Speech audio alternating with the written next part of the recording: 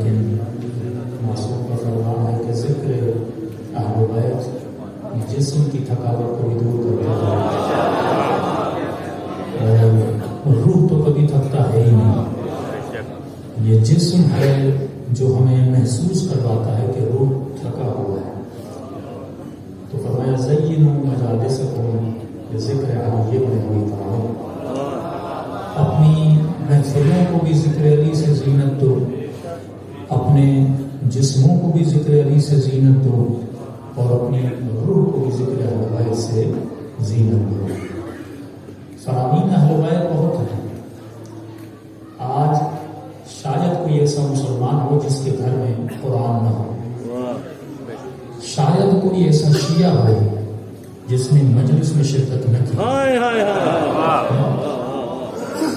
صلوات مسئلہ یہ ہے ہی نہیں، یہ بھی نہیں کہ ہم سیدہ کی مصیبت کو نہیں سنتے.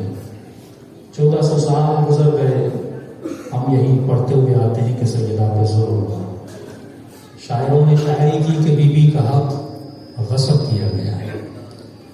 ایک ہدف تو یہ ہے کہ غیروں کو بتایا جائے کہ اہل بیت رسول کے گھر پہ ظلم ہوا. دوسرا ہدف یہ ہے کہ ہم نے اس زمانے کے ان واقعات سے کیا سیکھا. اگر کوئی یہ کہے کہ مولانا یہ قرآن کتاب ہے کہانیوں کی تو یہ صحیح نہیں ہوگا، کیونکہ سورہ ہم کے بعد جو سب سے بڑا سورہ ہے وہ سورہ بقرہ ہے. بقرہ کہتے ہیں بھینس کو. کبھی خدا بھینس کا ذکر کر رہا ہے، کبھی خدا قوم عاد کا ذکر کر رہا ہے، کبھی خدا قوم سمود کا ذکر کر رہا ہے، تو سوال تو بنتا ہے کہ پروردگارہ یہ قرآن اترا تو مسلمانوں کے لیے، لیکن 1/3 آف قرآن کے 3 حصوں کو جمع کرو گے تو خدا تو ذکر تو بنی اسرائیل کا کر رہا ہے۔ تو یہ بھی سوال ہوتا ہے کہ مجلس تو اپنوں کے لیے ہوتی ہے لیکن ذکر ان کا زیادہ کیوں ہوتا ہے؟ تو میں بھی یہی کہوں گا پروردگارہ قرآن تو مسلمانوں کے لیے ہے لیکن تو سب سے زیادہ ذکر بنی اسرائیل کا کر رہا ہے۔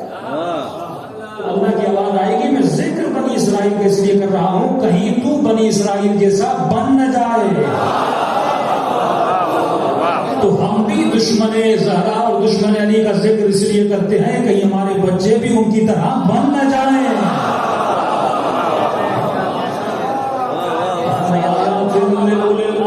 یہ قرآن نشانیوں کی کتاب ہے، یہ قصوں کی کتاب نہیں ہے۔ ایک مرتبہ رہا کہ پورے لشکر کو چھوٹا سا پرندہ ہے، اچھا یہ بھی نہیں اس پرندے نے 2 پتھر منہ میں اٹھائے، 1 پتھر، اور یہ بھی نہیں اس کا نشانہ چونک جائے۔ اگر نشانہ چونکنا ہوتا تو وہ کئی پتھر لے کر آتا، لیکن وہ پرندہ 1 پتھر لے کر آیا اور جہاں مارنا تھا وہاں پہ مارا اور جسے مارا وہ مر بھی گیا تھا۔ تو انسان ایک پلاننگ وہ ہے جو تو کرتا ہے، تم ایک مرتبہ نشانہ مار کے چوک جاتا ہے، دوبارہ مار کے چوک جاتا ہے، لیکن ایک پلاننگ وہ ہے جو پروردگار عالم کرتا ہے۔ اس کی پلاننگ میں نہ رد و بدل ہے، اس کی پلاننگ کے جو نشانات ہیں وہ باقاعدہ ویسے ہی ہیں، جیسا وہ چاہتا ہے ویسا ہوتا ہے۔ تو کسی مومن نے کہا مولانا ہمارا وجود، میں نے کہا جتنے بھی عالم اسلام میں شیعہ ہیں یہ بات یاد رکھنا تمہارا وجود کسی معجزے سے کم نہیں ہے۔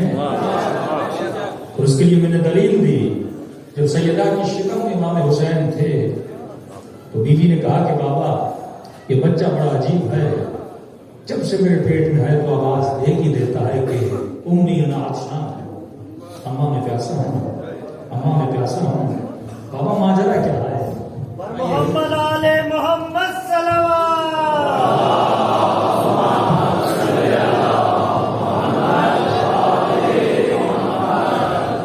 پر محمد آل محمد بلند کر صلوات۔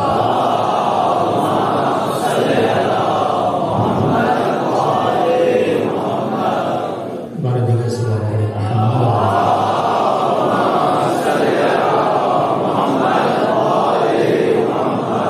کہا کہ بابا ماجرا کیا ہے؟ جب سے میرے پیٹ میں آیا ہے ایک ہی آواز دیتا ہے کہ ماں میں پیاسا ہے۔ رسول خدا نے پورا واقعہ کربلا سنایا، سنانے کے بعد سیدہ نے ایک سوال کیا تھا کہ بابا جب اتنی بڑی مصیبت میرے لال پر آئے گی، اس کے پورے گھر پر ظلم کیا جائے گا، کیا میرے حسین پر کوئی رونے والا ہوگا؟ یہاں پہ کہتا ہوں کہ آپ کا وجود معجزہ ہے۔ رسول نے فرمایا سیدہ میری بیٹی خدا ایک قوم بنائے گا،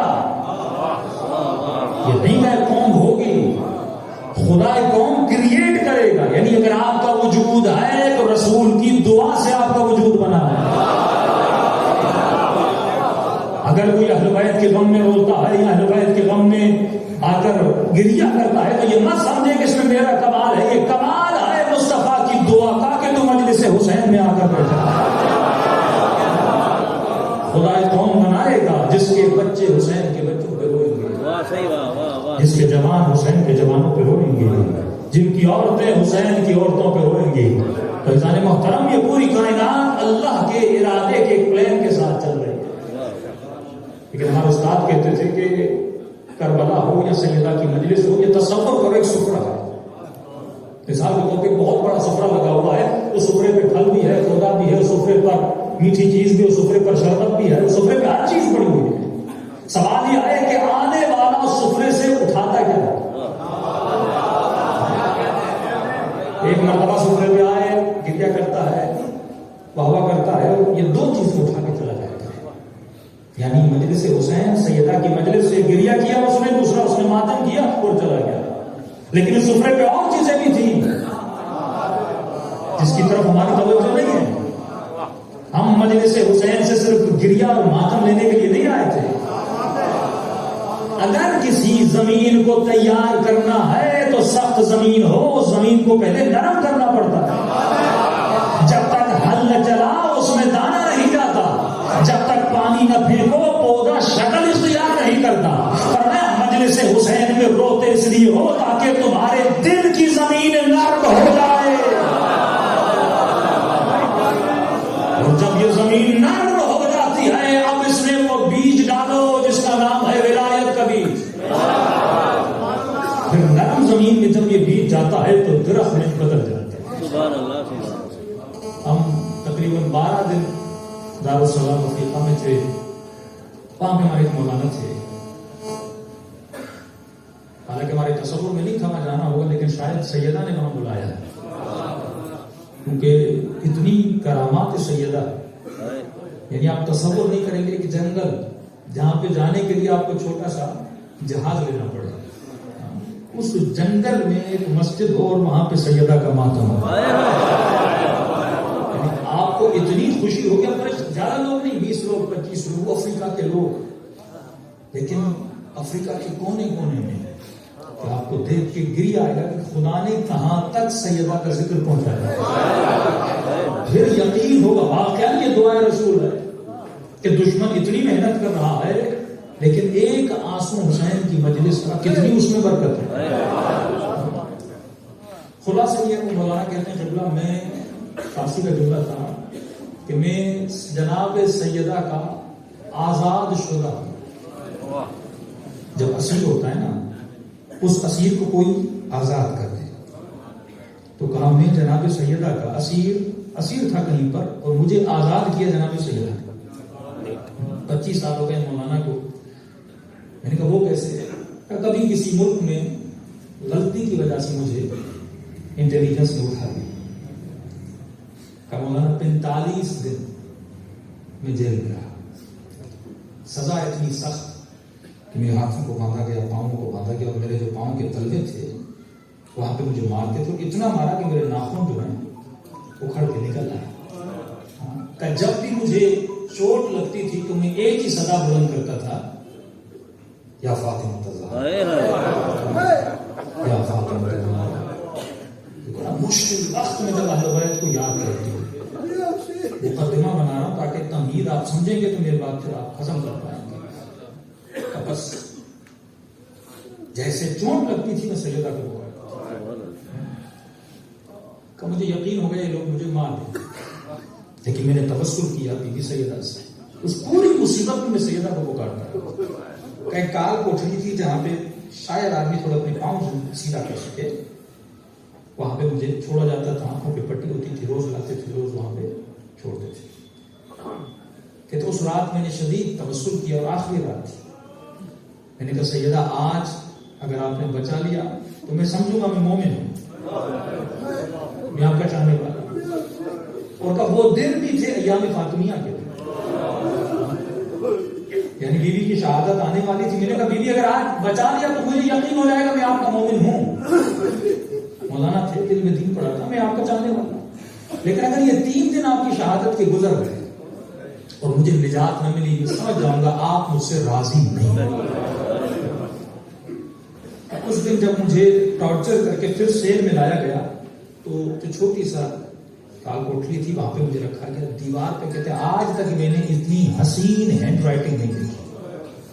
حسین ہینڈ رائٹنگ میں لکھا ہوا تھا جو بھی اس کال کوٹلی سے بچنا چاہتا ہے، جو بھی اس کال کوٹلی سے بچنا چاہتا ہے 535 یا 40 مرتبہ کہے بفاطمہ بفاطمہ. امام رضا فرماتے ہیں نا کہ اگر ہمیں ہماری دادی کا کوئی واسطہ دیتا ہے ہم واپس نہیں لوٹاتے. اور آگے دعا لکھی تھی اللہم انی اسألک بحق فاطمہ وابیہا وبعلہا وبنوہا والسر المستودع فیہا.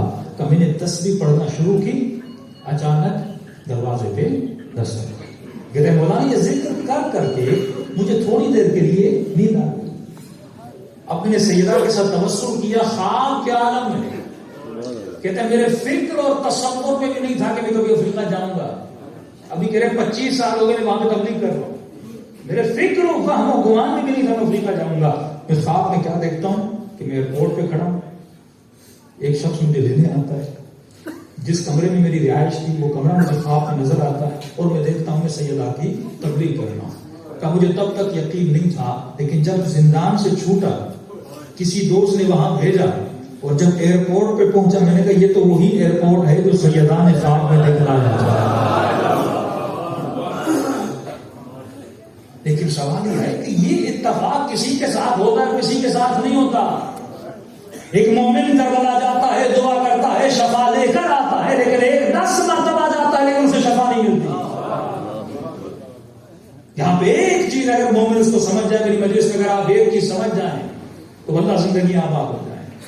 اللہ کی آواز آئی قد جاءکم من اللہ نور و کتاب مبین. اے انسان مسلمان، اور اللہ فرماتے ہیں جہاں جہاں پر قرآن میں لفظ مومن ہے یا جہاں جہاں پر یہ آیت ہے کہ یا ایھا الذین آمنوا، وہاں سے مراد عام مسلمان نہیں ہے، وہ مومن ہے جس نے علی کی ولایت کا اقرار کیا ہے. یہ ساری آمنوا والی آیتیں مومنوں کے لیے ہیں. اللہ کہتا میں نے تمہاری ہدایت کے لیے 2 چیزیں بھیجی ہیں، ایک میں نے تمہاری ہدایت کے لیے کتاب کو بھیجا، ایک میں نے تمہاری ہدایت کے لیے نور کو بھیجا. خلاصہ یہ کتاب سے مراد یہی کتاب جو آپ کے گھروں پر ہے. نور سے مراد کیا ہے؟ کہ نور سے مراد نور محمد ہے. لیکن کچھ مسلمانوں نے کہا کہ نہیں، نور سے مراد قرآن ہے.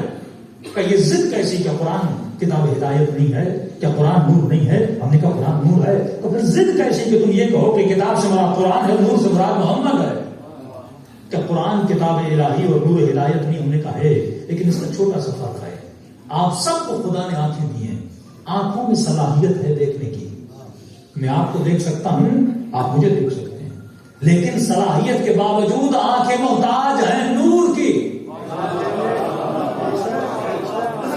آنکھوں میں صلاحیت ہے دیکھنے کی، لیکن یہ آنکھیں پھر بھی محتاج ہیں روشنی کی، نور کی.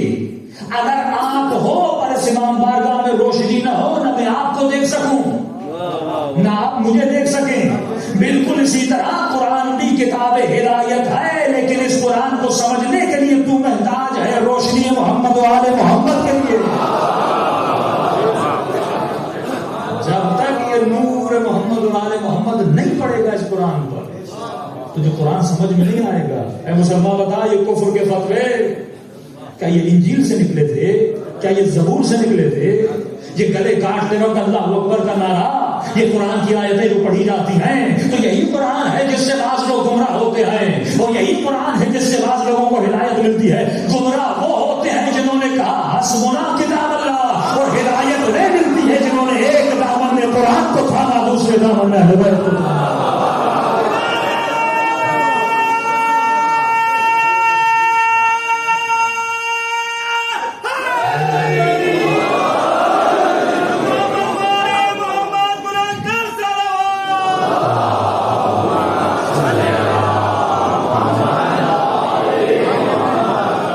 جنہوں نے کہا کہ کتاب ہمارے لیے کافی ہے.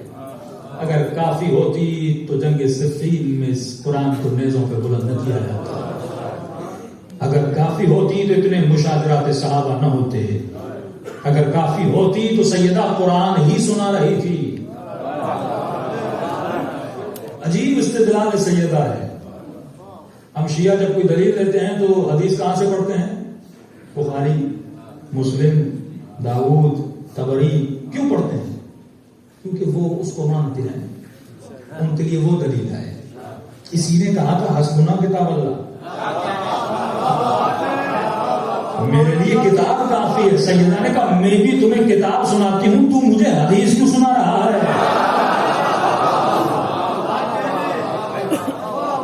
حدیث سنانے کا مطلب یہ ہے میں قرآن کی آیت سنا رہی ہوں اور تم مجھے حدیث سنا رہا ہوں. اس کا مطلب یہ ہے کہ میرے بابا کو قرآن کا پتہ نہیں تھا. کیا وہ قرآن کے خلاف بیان دیں گے؟ تو عزیزان محترم، یہ نور ہے. ایک عام سا تاثر ہے، کیونکہ لفظ اور معنی یہ بہت اہم ٹاپک ہے. مثلا میں ایک لفظ دیتا ہوں، لفظ نور. جب میں لفظ نور کہتا ہوں آپ کے ذہن میں کیا آتا ہے؟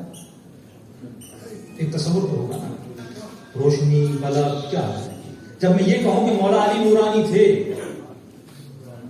اب آپ کے ذہن میں ہے روشنی، مولا علی نورانی تھے، اس کا مطلب کیا؟ مولا چلتے تھے تو کیا 1000 وولٹ کا بلب ہوتا تھا؟ اگر روشنی تصور ہے آپ کا، میں آپ کے تصور سے بات کر رہا ہوں، باہر نہیں رہا. اگر آپ کے ذہن میں بس اللہ نور السماوات والارض، اللہ زمین و آسمان کا نور ہے، اب کیا مطلب کہ اللہ ایک بلب لے کے پوری دنیا میں اپنی روشنی پھیلا رہا ہے؟ عام تاثر یہی ہے. جب ہم کہتے ہیں کہ مولا علی کا چہرہ یا وجود نورانی تھا تو عام تاثر بچہ یہ سمجھتا مولا چلتے تھے تو چہرے سے روشنی نکلتی. اگر ایسا ہوتا تو لوگ سارے اہل بیت کو پہچان جاتے، اس سے بڑا کوئی معجزہ نہیں. اور ملتا ہے مولا چھٹے امام جس بھی قافلے میں حج کے لیے جاتے تھے اپنے نہیں پہچانتے تھے، چوتھے امام کے لیے ملتا ہے کہ بازاروں میں لوگوں نے نہیں پہچانا. مولا علی کے لیے وہ قصاب جو عاشق علی بن ابی طالب ہے، مولا کو اپنی دکان سے نکالتے بعد میں ہاتھ خود کاٹ دیتا، اگر چہرے سے روشنی نکلتی تو پہچان جاتا. تو ایک تصور وہ ہے جو میں نے ذہن میں بنایا. یہی سب سے بڑا مسئلہ ہے شیعہ سنی کسی کا بھی کہ رسول خدا نے کہا من کنت مولا ہو فہم علی مولا، جس کا میں مولا اس کا علی مولا. اب لفظ مولا کا ایک تصور ہے رسالت کے ذہن میں،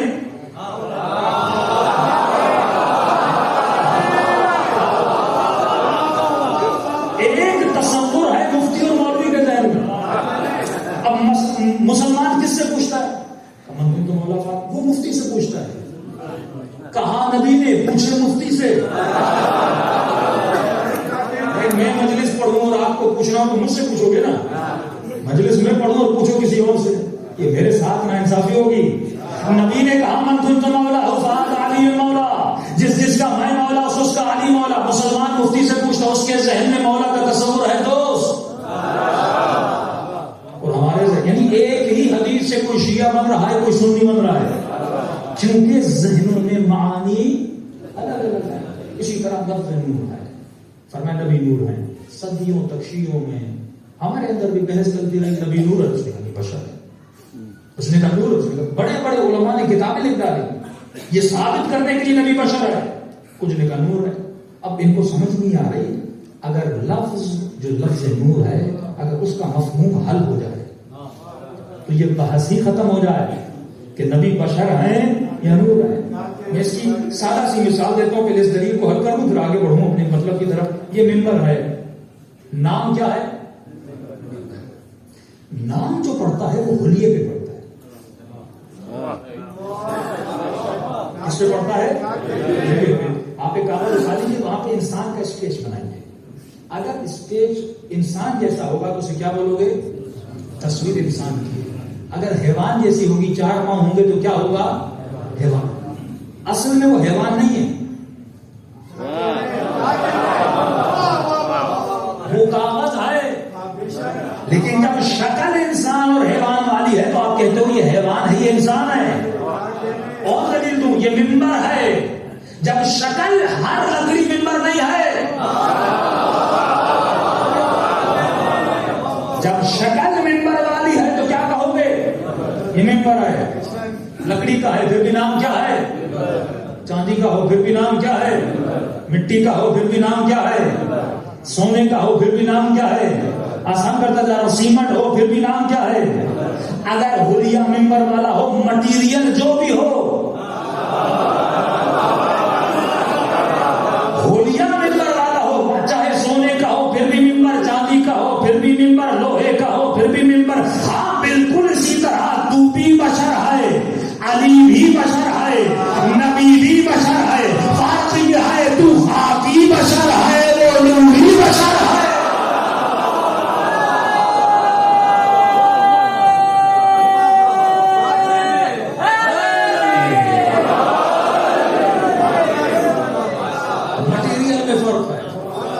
امام نے فرمایا شیعتنا خلقو، ہمارے شیعہ بنائے گئے ہماری بچی ہوئی مٹی سے.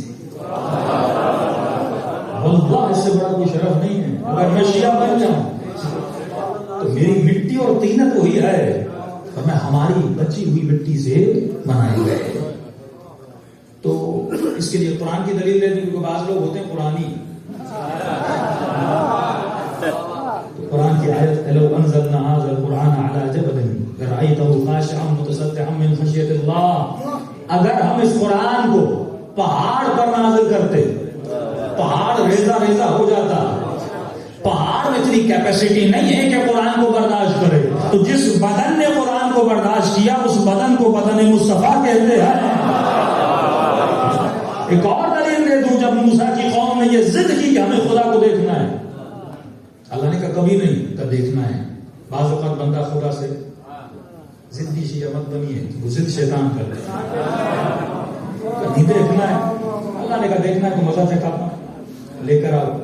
پوری قوم کو کوہ طور پر لے کر آئے. تفسیر میں زیادہ نہیں جاتا، جو سب مسلمانوں کو پتا ہے. اللہ نے ایک تجلی کی. اب یہ تجلی کیا تھی اس میں بھی نہیں جا رہا. ایک تجلی کی، جیسے تجلی ہوئی قوم جل کر راکھ ہو گئی. موسیٰ بے ہوش ہوئے، راکھ نہیں ہوئے. اگر تار اس تار جیسی ہوتی،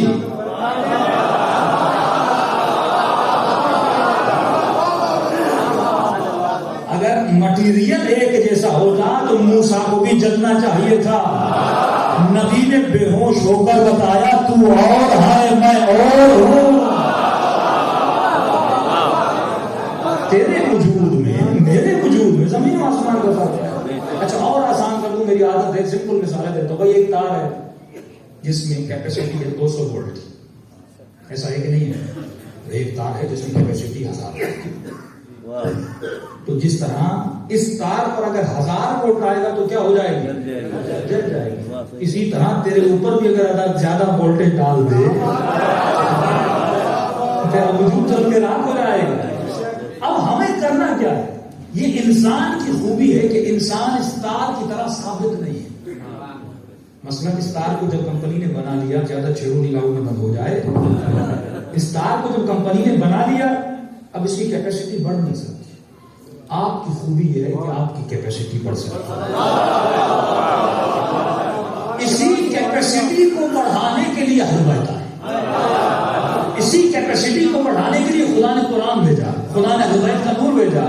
اگر تو 15 سال کا تھا تمہارا ایمان اگر 1 نمبر پر تھا، اب 2 3 4 سلمان دیکھو کس نمبر پر ہے، گزر دیکھو کس نمبر پر ہے.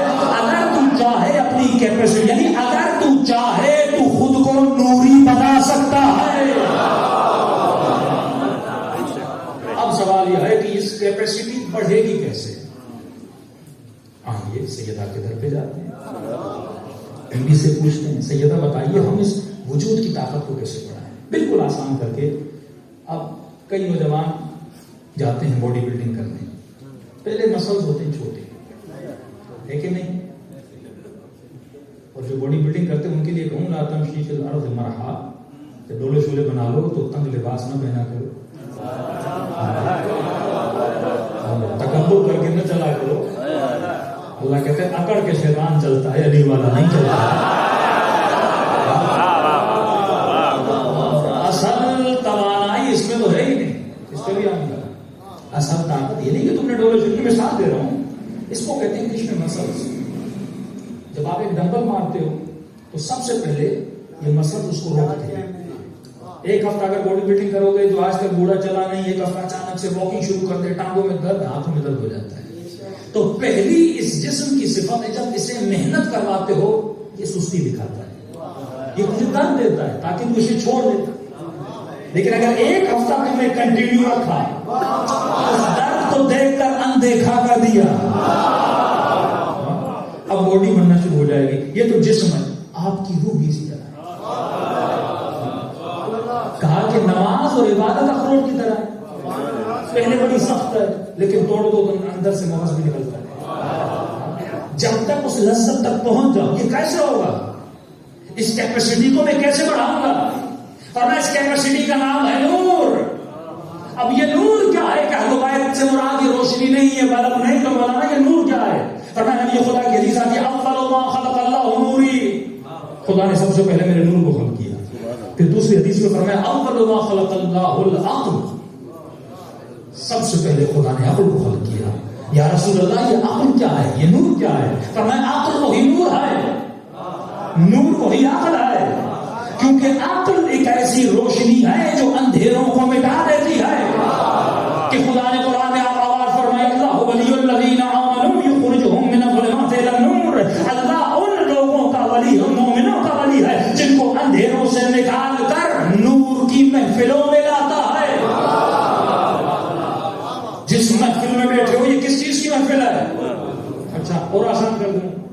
پاکستان میں لوڈ شیڈنگ بہت ہوتی ہے.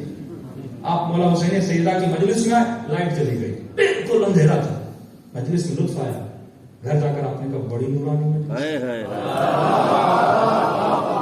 بیوی نے کہا لائٹ تھی نہیں, تو کہہ رہا نورانی مجلس. اللہ کی بندی اس نور کی بات نہیں کر رہا. یہ کون سا نور ہے؟ یہ وہ نور ہے جو میری عقل کو روشنی دیتا ہے,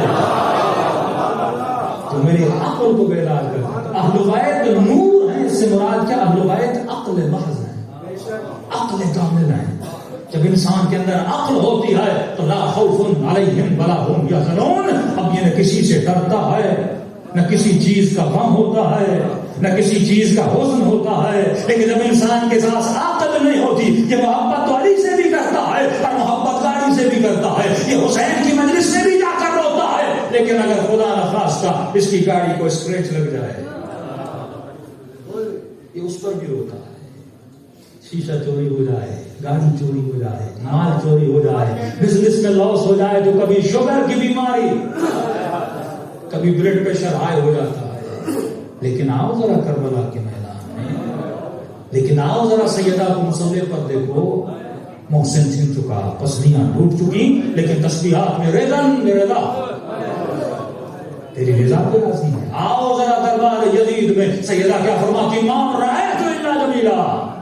جب عقل کال میں پہنچ جاتی ہے پھر انسان کو پتا لگتا ہے کہ مجھے محبت کس سے کرنی ہے اور محبت کس سے نہیں کرنی. یہ مقصد مجلس حسین ہے کہ اپنی عقول کو مضبوط کرو. عقل کیا ہے؟ خلاصہ کر رہا ہوں, ٹائم ہوتا تو میں آپ کا ٹائم بہت لیتا. فرمایا لغت میں عقل کی معنی ہے, ڈکشنری میں عقل کہتے ہیں بند کو, گرہ کو. کسی چیز کو باندھو, گرہ لگا دو. اونٹوں کے پاؤں کو جب باندھا جاتا تھا کہتے تھے اس کے پاؤں کو ہم نے عقل لگا. عقل ایک پاور ہے. کس چیز کا پاور؟ روکنے کا پاور, کسی چیز کو بند کرنے کا پاور. سمجھو یہ وجود گاڑی ہے, عقل ہے بریک. اگر گاڑی میں بریک نہیں ہے اپنا بھی نقصان کرے گا, کسی اور کا بھی نقصان کرے گا. اگر عقل ہوتی تو نہ سیدہ کا حق کھاتا. عقل نہیں تھی. ہمارے مقابلے میں آنے والے عقل مند نہیں ہے, بے وقوف ہے. ابن عباس جیسا شخص مولا سے کہتا, مولا امیر شام کے پاس بڑی عقل کا فرماتا یہ عقل نہیں ہے, یہ شیطنت ہے, یہ مکر ہے. اور واللہ اگر علی مکر کرنے پر آئے تو عرب میں علی سے بڑا کوئی مکر کرنے والا نہ ہو. لیکن اللہ نے مجھے عقل مند بنا ہے. العقل معوقۃ الرحمن, عقل مند ہوتا ہے جو عقل سے جنت کماتا ہے, عبادت کر کے جہنم نہیں بناتا. عقل ہے پاور. اے علی کے چاہنے والے, اے سیدہ کے چاہنے والے, اے فرش اعلیٰ پر بیٹھنے والے جوان, یہ بتا تیرے وجود میں کتنی بریک ہے. اگر یہ بریک صحیح ٹائم پہ لگا دو تو مومن بن جائے. اگر یہ بریک صحیح ٹائم پہ لگا دو تو سلمان بن جائے. واللہ یہی بریک ہے اور کچھ بھی نہیں ہے. خلاصے دین, خلاصے تقویٰ یہی ہے. کس مومن میں بریک زیادہ ہے؟ مولانا یہ بریک کیا ہے؟ اللہ نے مختلف خدا ان طاقتوں کا مخالف نہیں ہے. خدا نہ مخالف غضب ہے, خدا نہ مخالف شہوت ہے, خدا نہ کھانے پینے کا مخالف ہے. خدا کہتے ہیں کھاؤ, لیکن یہ سوچ کے کھاؤ. تجھ میں اور حیوان میں یہی فرق ہے. جب حیوان کو بھوک لگتی ہے وہ کھانا شروع ہو جاتا ہے, جب اس میں شہوت آتی ہے وہ جھپٹنا شروع ہو جاتا ہے, جب اس میں غصہ آتا ہے وہ چیخنا مارنا شروع ہو جاتا ہے. لیکن اے انسان, تو انسان ہے, میں نے تمہارے وجود میں یہ جذبات بھی رکھے ہیں, لیکن اس کے ساتھ میں نے تجھے یہ عقل بھی دی ہے. جب تجھے بھوک لگے تو بھی کھا, لیکن دیکھ کر کھا کہ اپنا کھا رہا ہے یا غیر کا کھا رہا ہے, حلال کھا رہا ہے یا حرام کھا رہا ہے. یہ طاقت میں نے تجھے نوازی ہے. یہ تاریخ کے قصے نہیں اور وعدہ کرنے کے لیے نہیں ہے, یہ درد سے زندگی ہے. کہ علی جو فاتح خیبر ہے, جب اس ملعون کے سینے پر سوار ہوتے ہیں اور مولا کے چہرے پہ لعاب دان پھینک دیتا ہے, علی چاہتے تو اس کا سر قلم کرتے, لیکن اسی کنٹرول کا نام حیدر ہے, اسی کنٹرول کا نام علی مرتضیٰ ہے. اور صحابہ نے کہا علی آپ نے گلا کیوں نہیں کاٹا؟ فرمایا علی کو غصہ آ گیا تھا. جب ذات کا غصہ شامل ہو گیا یہ زندگی میں کبھی اپنے دشمن کو نہیں مارا، خدا کے دشمن کو مارا۔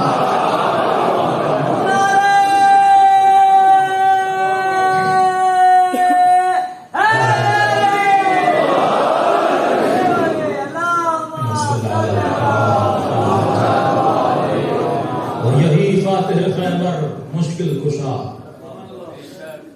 ہاتھوں میں رسیاں ہیں۔ ایک یہودی جب یہ منظر دیکھتا ہے میرے عزیز، تعجب سے کلمہ پڑھنا شروع کر دیتا ہے۔ لوگوں نے کہا نبی نے اتنی تبلیغ کی، تم نے کلمہ نہیں پڑھا، آج کلمہ کیوں پڑھ رہے ہو؟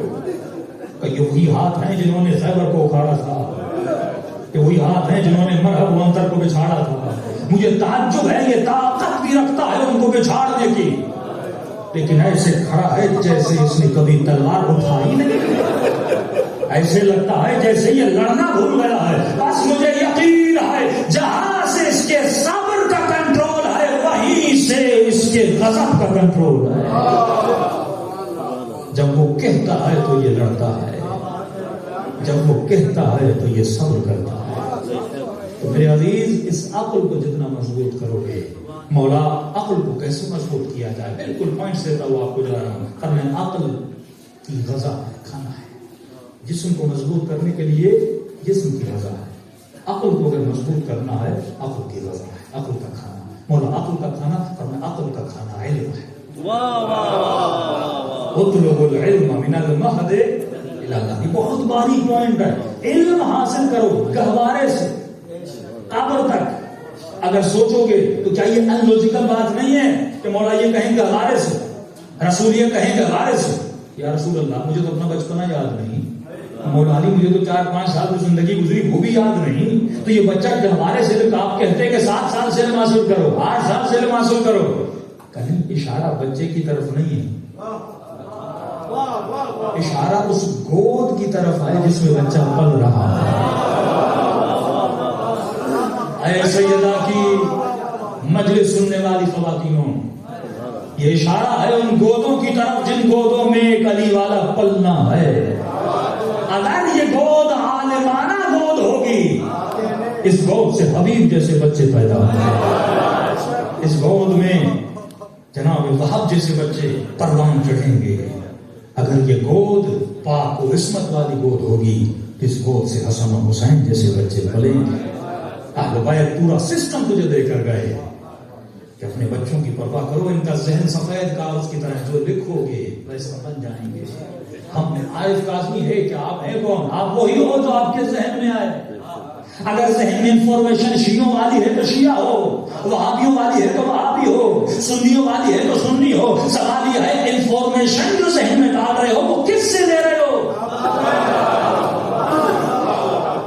یہ انفارمیشن تو لیکن نبی خدا فرما کر دے انا مدینۃ العلم وعلی بابها، اے انسان میں تمام تر کائنات کی انفارمیشن کا مرکز ہوں، اور اگر یہ انفارمیشن تجھے کسی کے در سے ملے گی تو وہ در علی کا در ہے۔ غذا لینی ہے، علم کی غذا کس سے لینی ہے؟ علی کے مرتضیٰ سے لینی ہے، جناب سیدہ سے لینی ہے۔ تو ہدف مجلس بھی کہ آؤ اپنے ذہنوں کو مضبوط کرو۔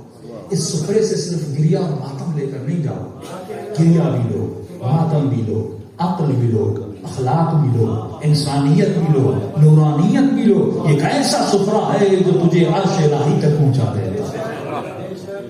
فرمایا خلق من طینۃ، ہمارے شکل ہماری بچی ہوئی مٹی سے بنے۔ ان کی نشانی کیا ہے؟ فرمایا ان کی نشانی یہ ہے کہ ہمارے غم میں غمگین ہوتے ہیں اور ہماری خوشیوں میں خوش ہوتے ہیں۔ تقاضۂ محبت بھی یہی ہے کہ اگر کسی عزیز کو دکھ ملے، انسانیت کا تقاضا ہے، اس کے غم میں رویا جائے۔ چھٹے امام کا زمانہ ہے، ایک مولا کا صحابی توڑتا ہوا ہے، کتنی محبت کرتے تھے اہل بیت، اس واقعے سے اندازہ لگا کرو کہ مولا آپ کے ایک چاہنے والے کو وقت کے حاکموں نے پکڑ دیا ہے۔ امام نے کہا کیوں؟ کہ مولا لگتا ہے مسلمان تھے۔ کہ ہوا کیا؟ کہ مولا راستے پہ چل رہا تھا، اس کا پاؤں پھسلا تو پہلو کی طرف زمین پہ گرا، کمر کے زمین پہ گرا، جیسے گرا اسے چونٹ لگی، جیسے چونٹ لگی رویا، رونے کے بعد اس نے سیدہ کے قاتل پہ لعنت بھیجی، اور جیسے لعنت بھیجی وقت کے آگے میں سن لیا، جو چھوٹے عورتیں وہاں تھے سن لیا، تم نے لعنت بھیج دی، اس کو پکڑ کے لے گئے۔ امام کو جیسے پتا، امام کا جلدی یا مسجد میں چلتے ہیں۔ امام نے 2 رکعت نماز پڑھی، نماز پڑھنے کے بعد خدا کو اپنی دادی زہرا کا واسطہ دیا، اور امام دعا کرے اور دعا قبول نہ ہو، یہ ہو سکتا ہے۔ امام نے کہا جلدی جا، اس کو چھوڑ دیا، لے کر آؤ اس کو میری دربار۔ جب لے کر آئے تو امام نے کہا یہ بتا، جب تو گرا میری دادی کے قاتلوں پہ تو نے لعنت کیوں بھیجی؟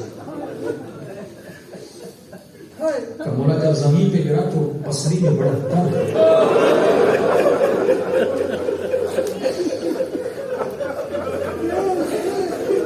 مولا ایک چونٹ بھی مجھے اتنی تکلیف دے بھی کر رہا ہو،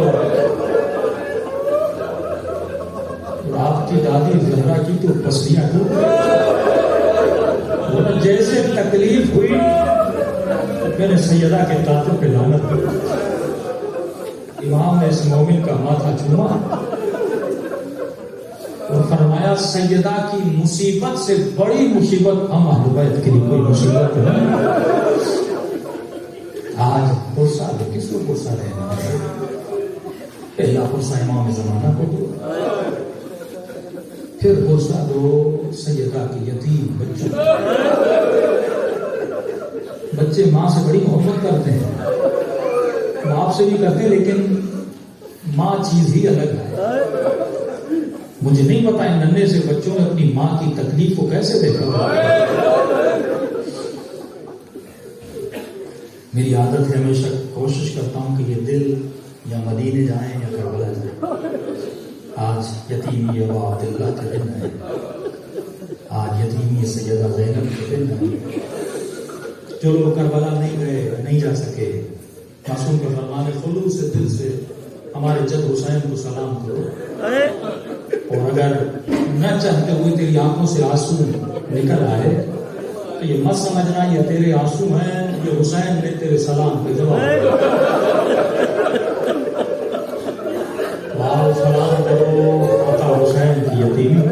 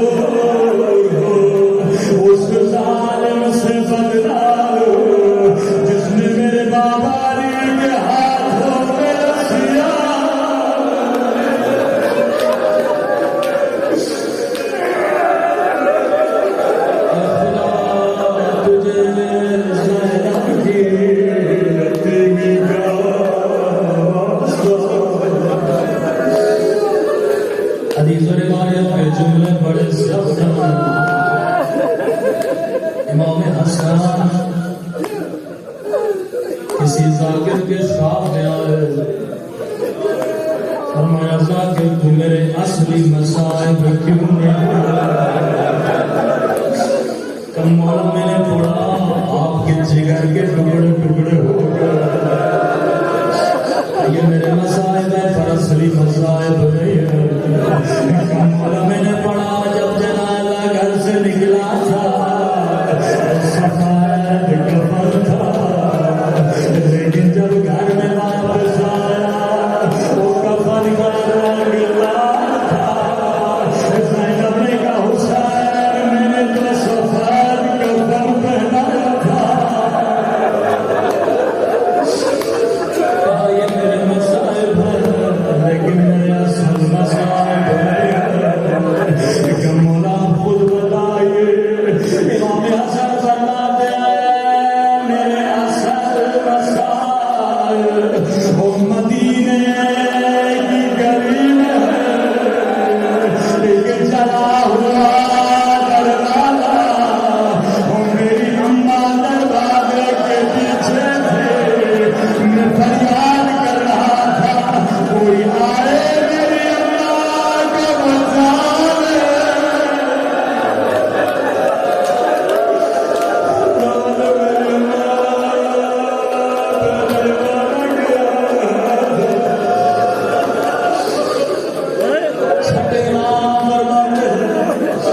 کسی نے کہا مولا بی بی کی اصل شہادت کی وجہ کیا تھی؟ امام نے کہا جب ظالم دروازے تب بعض گھروں کے دروازے دو ہوتے لیکن سیدہ کے گھر کا دروازہ ایک تھا. میری دادی دروازے کے پیچھے کھڑی تھی.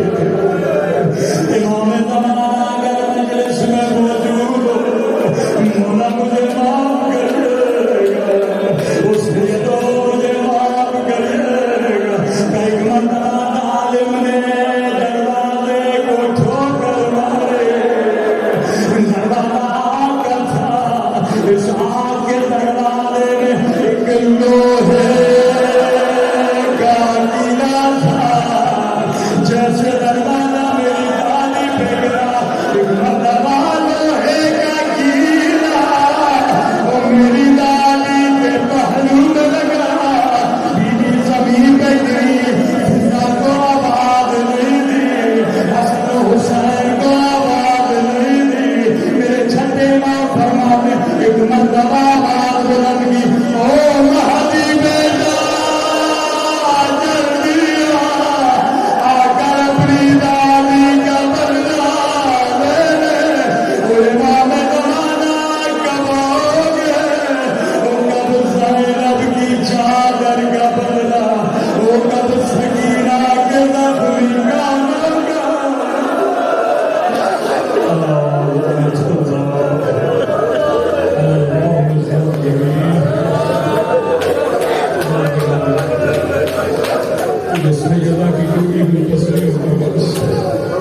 سب سے بڑی دعا امام زمانہ کا ضرور کرنا. پروردگار جو آنکھیں پر نہ مارے، کوئی بھی اس در سے خالی ہاتھ نہ جائے. تو تنگ دست ہے ان کے رزق میں اضافہ فرما. جو بیمار ہے انہیں شفائے کاملہ عاجلہ نصیب فرما. پروردگار ان آنکھوں کو امام زمانہ کی زیارت نصیب فرما. تب تک موت نہ دینا جب تک اپنے گناہوں سے معافی نہیں کرتے. بلخص بانیان مجلس کی پریشانیوں کو دور فرما، ان کے مرحومین کے درجات کو بلند فرما. پروردگار اور حق محمد و آل محمد ہم سب کے صغیرہ کبیرہ گناہ معاف فرما. تو مانگا نہیں مانگا اپنے خزانہ قدرت سے ہم سب کو عطا فرما.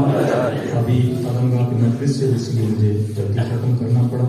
انشاءاللہ پھر کبھی زندگی ریاض خدمت ہوں گے. صلوات پر محمد و آل